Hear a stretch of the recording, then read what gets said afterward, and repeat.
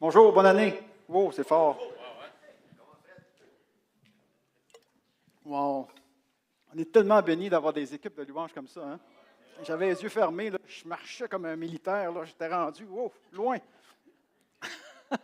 Ça pompe la foi, ça fait grandir notre foi.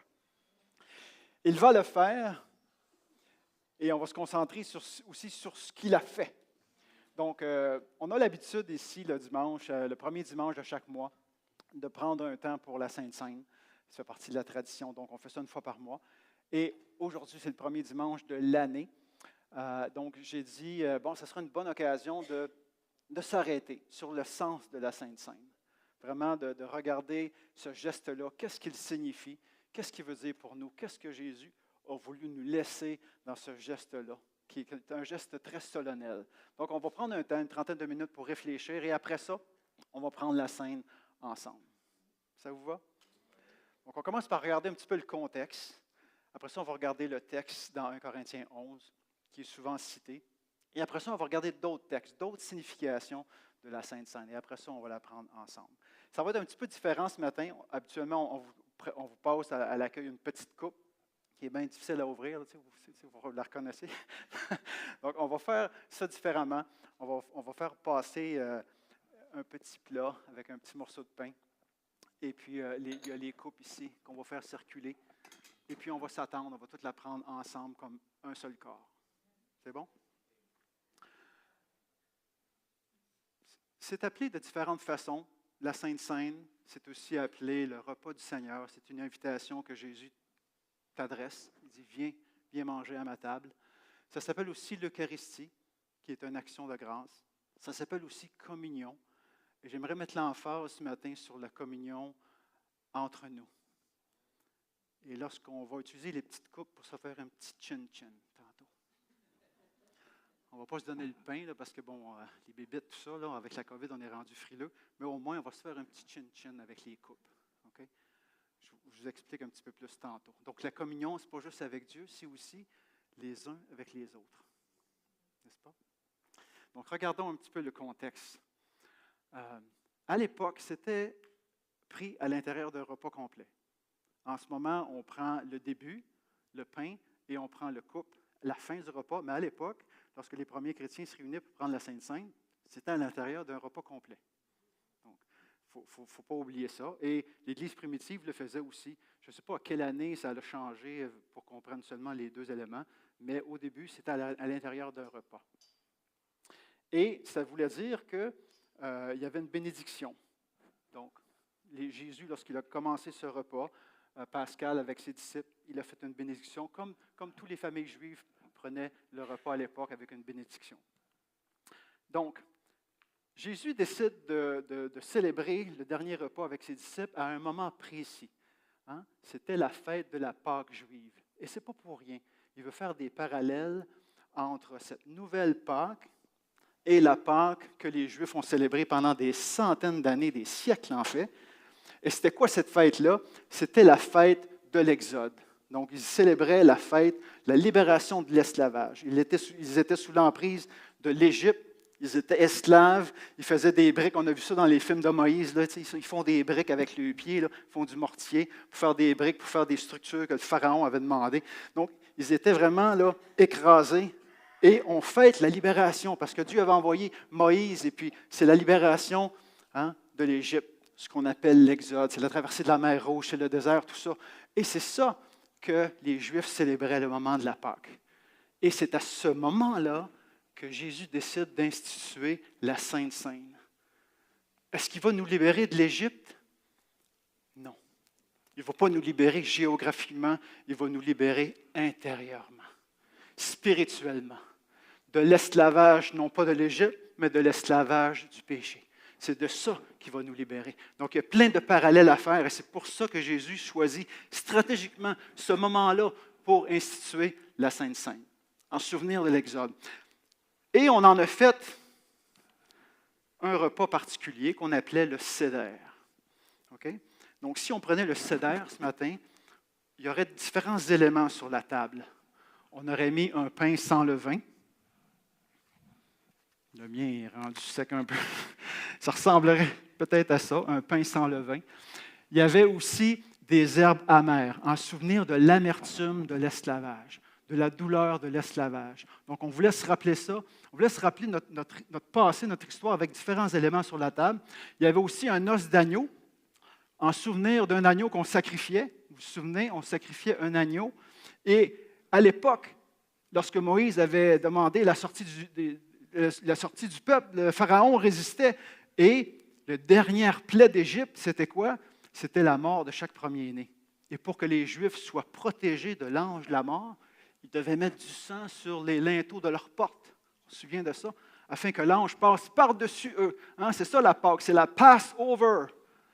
Afin que l'ange de la mort passe par-dessus et les protège. Et en souvenir de cet agneau sacrifié, on mettait un os d'agneau sur la table pendant le repas du Seder. Il y avait aussi de l'eau qui était là, en symbole des larmes de l'esclavage, en symbole de la transpiration et de la sueur également dans ces pays torrides. Il y avait aussi de la pâte de fruits qui était en symbole, en commémoration de ce mortier qu'il faisait pour faire les constructions pour le Pharaon. Vous voyez plein de symboles qu'il y avait sur cette table. Il y avait un mot qu'on ne reconnaît pas, l'aphikomane. Est-ce qu'il y en a qui savent c'est quoi? Oui, je l'écoute moi aussi, l'infomane. Il y avait un morceau de pain qui mettait à part sur cette table, et c'était dans l'espérance du Messie qui était pour venir. Donc, lorsqu'ils prenaient ce repas, ils espéraient aussi à la venue du Messie, et il y avait un morceau de pain qui s'appelait l'aphikomane, qui ne touchait pas. Et c'était en mémoire de ce, pas en mémoire, mais en espérance de ce Messie. Et je crois que lorsque Jésus a pris le pain, au début du repas, je pense qu'il a pris ce morceau de pain et qu'il a dit, « Voici mon corps donné pour vous. » Le Messie attendu, c'est moi. Je ne suis pas sûr de ce que j'avance, mais je pense que c'est ça qui s'est passé. L'aphikomane. Et comme tout bon repas, on chantait ce qu'on appelle le Hallel, qui est un regroupement de 6 psaumes.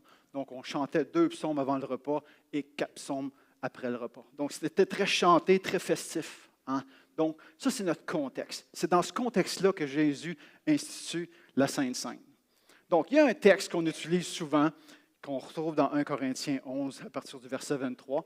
Et là, on est seulement 20 ans après les événements où l'apôtre Paul écrit à l'Église de Corinthe. C'est pas long, là. Et déjà, il y a une tradition qui est établie. Et il va dire à l'Église de Corinthe, voici ce que j'ai reçu, voici la tradition que j'ai reçue, et voici ce que je vous livre. Donc, qu'est-ce qu'il livre? Quels sont les éléments cruciaux de cette Sainte Seine?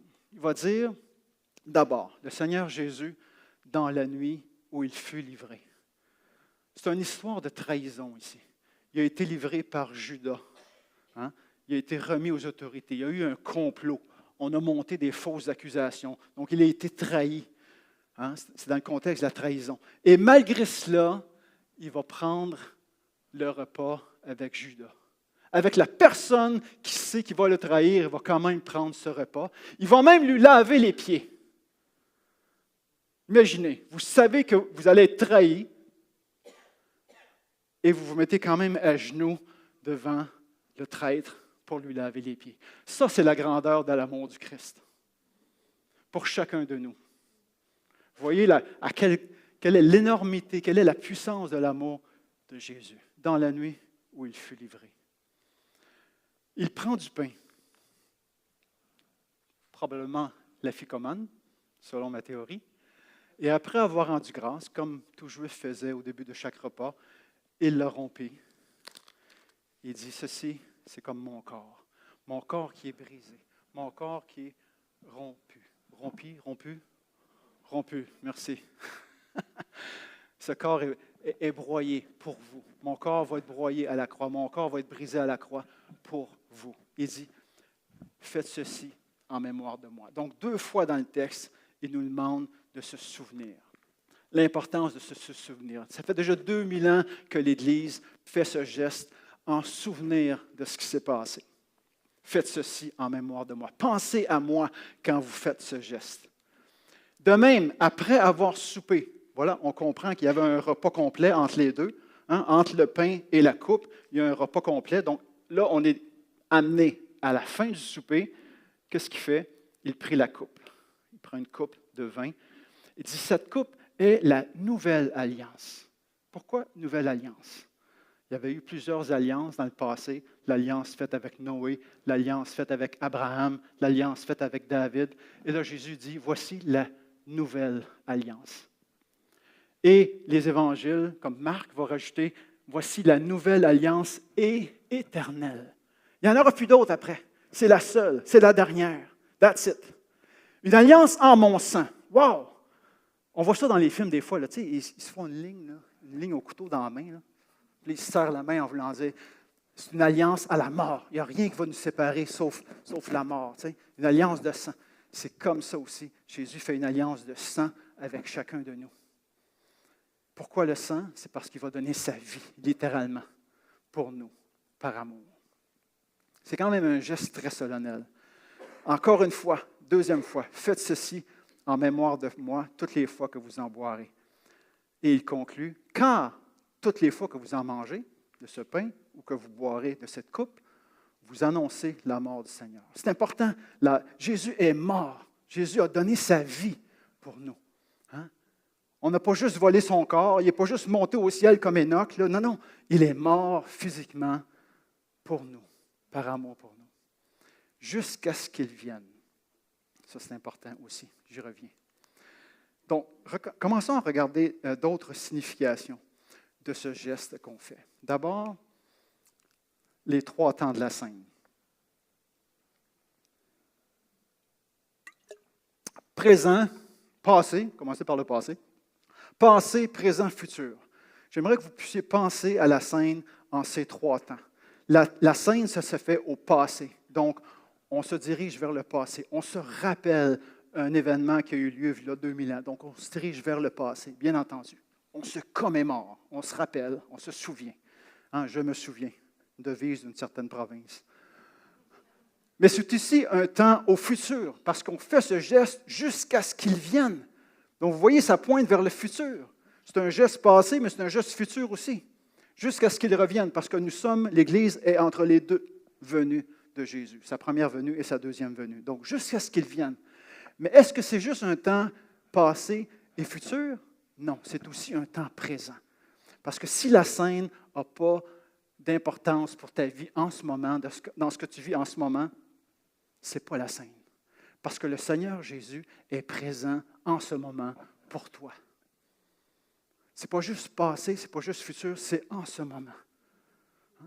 Tu manques de courage, viens manger le Christ qui va te donner du courage. Tu manques de volonté, viens manger le Christ qui va te donner de la volonté. Hein? Tu es tenté, viens prendre la force dans le Christ. Tu manques de patience, viens puiser à la patience du Christ. Viens manger le Christ qui va te donner ce que tu as besoin. Donc ça, c'est le présent, c'est le maintenant. Et c'est une occasion pour l'Église de venir se nourrir spirituellement. C'est ça la Sainte Seine. Ce n'est pas juste passé, futur, c'est aussi maintenant que le Christ se révèle et est présent pour nous. Amen? Donc les 3 temps de la scène. Gethsémani, ça c'est un mot quand même important. Tout de suite après son repas, il se dirige dans un jardin qu'on appelle Gethsémani, qui est un mot hébreu qui veut dire le pressoir d'olives. Là où on écrase des olives pour en faire de l'huile. Donc vous voyez l'image? On écrase, on broie pour donner quelque chose de beau, quelque chose qui guérit, quelque chose qui donne la vie, quelque chose pour oindre les personnes. Donc, de quelque chose qu'on broie pour donner quelque chose de beau. La même image avec le pain et le vin. Parce que pour faire du pain, on prend du blé et on le broie pour faire de la farine, pour faire quelque chose de beau. Vous êtes d'accord avec moi? Même chose avec le raisin. On va le broyer pour en faire quelque chose de beau, quelque chose qui égaye le cœur, le vin, quelque chose de festif. Donc, 3 images ensemble, hein, volontairement, je crois, prévues par le Christ pour nous faire comprendre qu'il va donner sa vie. Ça va être un sacrifice, ça ne sera pas beau, il va être broyé, mais c'est pour faire quelque chose de beau, de vie. Il va nous donner la vie, il va nous donner l'accès au Père, il va nous donner l'éternité avec le Père. Wow! Wow! Amen! De quelque chose de pas beau, il fait naître quelque chose de beau. Gethsémani. Bon. Il y a un petit bémol ici. Dans 1 Corinthiens 11, Paul doit chicaner l'Église de Corinthe. Pourquoi? Parce qu'ils prennent la scène ensemble, mais ils disent, Paul va dire à l'Église, vous vous assemblez pour prendre le repas du Seigneur, mais ce n'est pas vraiment le repas du Seigneur que vous prenez. Et il doit les reprendre à ce niveau-là. Qu'est-ce qui se passe à Corinthe pour qu'ils chicanent l'Église et qu'ils leur disent, vous vous assemblez, puis vous partagez des éléments, puis tout ça, mais ce n'est pas le repas du Seigneur que vous prenez. Pourquoi? Parce qu'il y a des divisions dans l'Église. Vous n'êtes pas en communion les uns avec les autres. Et ça brise le cœur de Paul. Il y a des riches d'un bord qui s'empiffent, puis il y a des pauvres de l'autre bord qui crèvent de faim. Tellement que certains sont malades, puis peut-être certains sont même morts à cause de ça. Non, on est en communion les uns avec les autres. Si on prend la scène et on est juste en communion avec Dieu, sans être en communion les uns avec les autres, ce n'est pas la scène qu'on prend. La croix symbolise très bien cela. Communion avec Dieu, communion avec les autres. Donc, c'est pour ça le petit chin-chin tantôt. Hein? Je ne peux pas prendre la scène, venir ici, prendre la scène puis m'en aller sans être en communion avec personne. Ce n'est pas la scène, ça. Ce n'est pas le cœur de Dieu pour l'Église. On est frères et sœurs. Donc, tantôt, quand je vais vous demander de faire un petit chin-chin, vous dites à l'autre, tu existes. Hein? Merci d'être là. Tu es mon frère. Si tu as besoin de quelque chose, viens m'en parler. Tu as besoin d'argent, je vais t'en passer. Hein? La communion entre frères et sœurs. On est une famille, les amis. Frères et sœurs. Tu es ma sœur, tu es mon frère aussi. J'ai vu mes frères et sœurs pendant Noël. Vous êtes aussi mes frères et sœurs spirituels. Hein? La même importance est donnée à l'Église qu'à ma famille de sang. Donc, traitons-nous les uns les autres comme si on était des frères et sœurs. Et on va faire un petit chin-chin tantôt en symbolique de ça. Qui peut participer à la Sainte? Bonne question. Il n'y a pas de verset qui dit « Voici ceux qui peuvent participer à la Sainte ». Il y a eu une époque dans ma vie où c'était assez exclusif, la Sainte. Il fallait que tu remplisses une série de critères. La Sainte, c'est quelque chose d'invitant. C'est une invitation du Seigneur. Viens à ma table. Il y a des gens qui refusent de prendre la Sainte parce qu'ils n'ont pas eu une bonne semaine, parce qu'ils ont répété le même péché, qu'ils sont encore dedans depuis 10 ans. Est-ce qu'on devrait se punir en ne prenant pas la Sainte parce qu'on en a besoin? Ça ne fait pas de sens. Si tu n'as pas eu une bonne semaine, tu es à la bonne place. Viens à la table du Seigneur. Viens te fortifier de Jésus. Tu as eu une bonne semaine, tu es à la bonne place. Viens louer Jésus pour ce qu'il t'a donné. Hein, peu importe, participe à la Sainte. Ne t'exclus pas, ne te punis pas, ne te prive pas de la grâce. Voyons donc. C'est une invitation du Seigneur. La table du Seigneur, ce n'est pas pour des parfaits. C'est pour des pécheurs qui reconnaissent leurs besoins. Tu es un chrétien, voilà, c'est la première étape. Reconnaître ton besoin du Christ. Alors, tu n'as pas eu une bonne semaine? Je m'en fous. Viens à la table du Seigneur. Amen. Tu veux faire participer ton enfant? C'est correct. On est inclusif. Hein? C'est ta décision comme parent. Tu as un petit bout de chou. Fais-lui juste comprendre que c'est quoi ça, ce pain-là? C'est Jésus qui se donne pour toi. Simplement. Hein?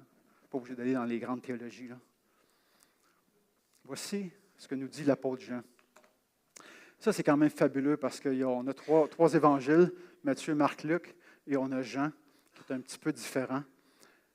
Et à la même place, dans l'évangile de Jean, où il va décrire le repas du Seigneur que Jésus a fait avec ses disciples, il ne va pas décrire, lui, ce qu'on vient de lire dans Corinthiens. L'apôtre Jean ne va pas décrire cette sainte scène. À la place, il va parler du lavement des pieds. Wow! Comment se fait-il que l'apôtre Jean décide de remplacer le repas du Seigneur par le lavement des pieds lorsqu'il décrit le temps que le Seigneur a eu avec sa gang lors de son dernier repas? Silence. Deux choses. Oui, on a le même élément que dans les synoptiques, les évangiles de Matthieu, Marc, Luc, parce que c'est Jésus qui s'abaisse, le roi qui s'abaisse comme un serviteur pour servir ses disciples, pour leur laver les pieds sales. On a cet élément-là, mais ça ne finit pas là. Il dit, ce que j'ai fait, faites-le aussi les uns pour les autres. Donc, vous voyez l'aspect horizontal, l'aspect communauté qui est vraiment martelé par Jean dans son évangile. La scène, je crois que Jean nous dit, la scène, c'est aussi ce moment de communion entre les frères et sœurs, où on se met au service les uns des autres. Comme notre Maître s'est mis à notre service. Amen. Et dernier point. Luc, intéressant, lorsqu'il va décrire la Sainte Seine, il va utiliser 4 verbes bien précis. Il va dire prendre, bénir, rompre et donner. Et si on regarde un petit peu dans l'Évangile, ça va être les 4 mêmes verbes qui vont être utilisés par l'évangéliste Luc pour décrire la multiplication des pains. Les 4 mêmes verbes, allez vérifier dans le grec. Prendre, bénir, rompre et donner. Pourquoi est-ce qu'il utilise les 4 mêmes verbes pour les 2 événements? Je pense qu'il y a un lien théologique à faire. Ce Jésus qui veut te nourrir physiquement comme il a nourri la foule qui avait des besoins physiques, est le même Jésus qui veut te nourrir spirituellement pour tes besoins spirituels. Le Christ n'est pas là pour un ou pour l'autre. Le Christ peut remplir tous les besoins, matériels, physiques comme spirituels. Un petit clin d'œil de l'évangéliste Luc. Les musiciens, je pense que ce serait le bon temps de monter.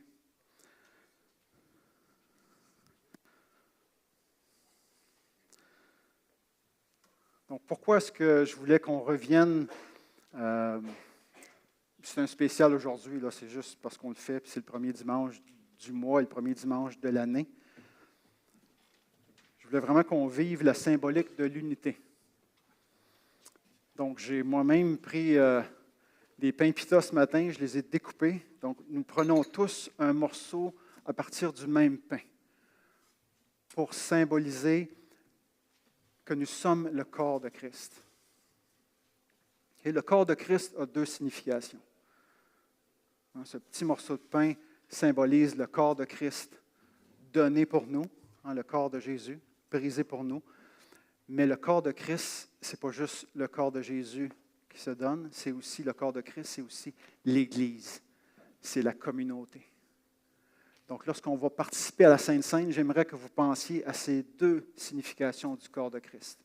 Oui, c'est Jésus qui se donne, mais le corps de Christ, le corps de Christ, c'est aussi la communauté dans son ensemble. Nous sommes le corps de Christ. Donc, est-ce qu'on peut prendre la Sainte Seine en réfléchissant à ces 2 significations du corps du Christ?